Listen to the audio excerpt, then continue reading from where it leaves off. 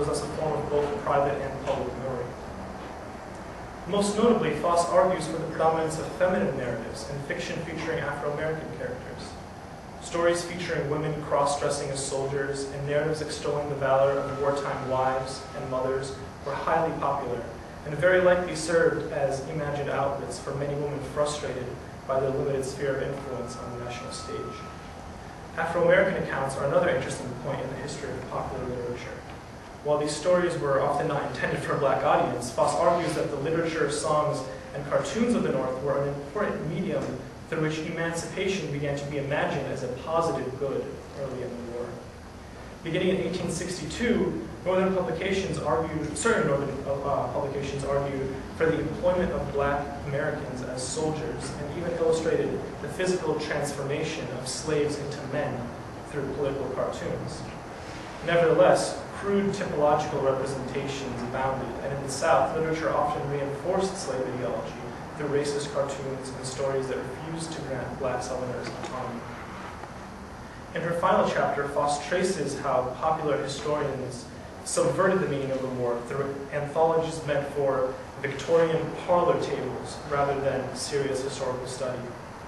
According to Foss, these histories, often written while the war was still being waged, quote, sought a wide audience by attempting to avoid partisan political discussions as much as possible, stressing instead the heroic or thrilling aspects of the war.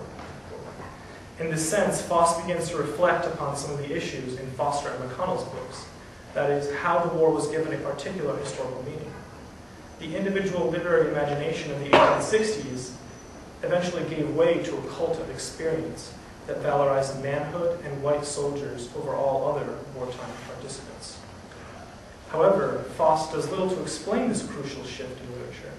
She argues that gendered narratives lost their popularity to masculine war accounts, and she points out that the growing reconciliationist movement among post-war organizations north and south. But the very narrow scope of her book focuses solely on wartime publications.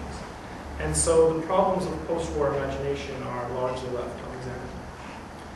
The final book that I studied also attempts to draw attention to minority voices in historical memory.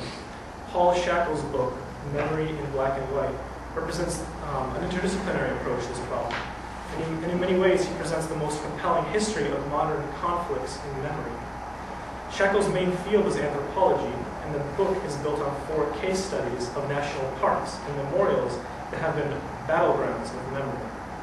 Shackle specifically addresses the forceful forgetting of black Americans in Civil War commemoration, and his case studies serve as examples of how a black American memory was created in the American landscape. Shackle asserts that public memory is essentially a reflection of present political or social structures, rather than a reconstruction of the past. He points to the National Park Service as central to this contest.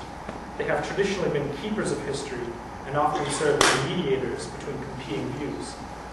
The parks and monuments that Shackle discusses are notable for the fact that their meanings are constantly being renegotiated, and many of the debates are indeed ongoing even today. Shackle isn't purely a historian, and this becomes apparent when the book is read in tandem with the works of Foster, McConnell, or Foss. Some have called the book hackneyed for its very wide scope and reliance on an existing canon of historical and anthropological writing.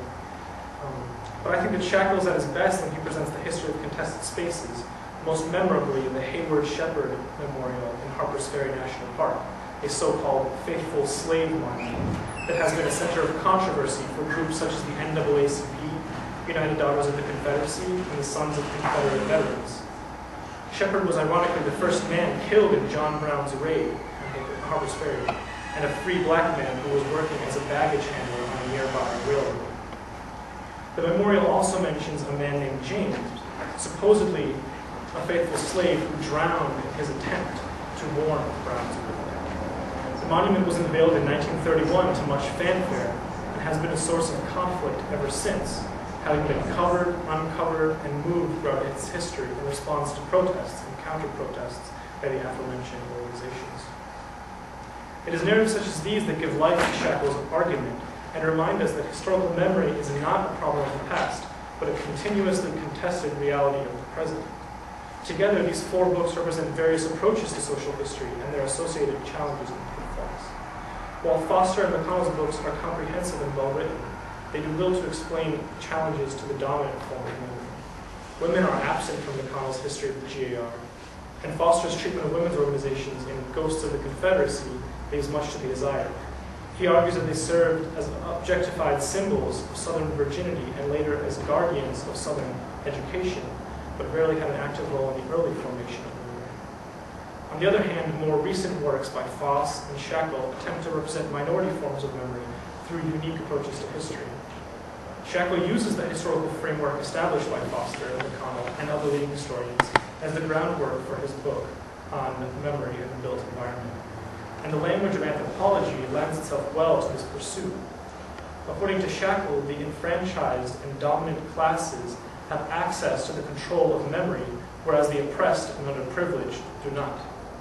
Thus, Shackle sees a clear link between a growing black empowerment movement and increased contests over public memory. In dealing with the history of the built environment, Shackle barely engages with the imagined past of Foss's work, which focuses on the creation of private and imagined histories through the act of reading. It's thus much more difficult to link Foss's work with any form of dominant historical memory. Ultimately, these books represent a few of the forms of historical memory that historians have studied. It would be foolish to expect one historian to write a book containing all forms of memory, but to study only the dominant form seems nearsighted. It also seems apparent to me that historical memory is formed through a series of conflicts. For one form of memory to be accepted as the dominant form, others must be subordinated. It seems clear that there is not one correct approach to this problem. Historical memory is a concept that is never static and must constantly be defined and redefined in order to survive. Thus, I believe that original and interdisciplinary approaches to the subject will continue to be important. In some ways, I'm the odd person out in this conference and publication because my article is a historiography and not a research paper, which are probably a lot more fun to read. However, I'd like to end by making the case for historiography, a discipline which I've come to appreciate in writing this. Historical memory is inherently a problem of historiography because it is history looking inward. What makes up history and how we write about it are challenging questions, especially to young students of history like myself and my peers. And if through historiography we can better understand the role and responsibilities of the historian as one who keeps and shapes history, we can continue to improve not only ourselves but our discipline. This fact, at this point, may be even more poignant here at Columbia University, whose historians have often taken a very active role in shaping American history, for better or for worse. Once again, thank you very much.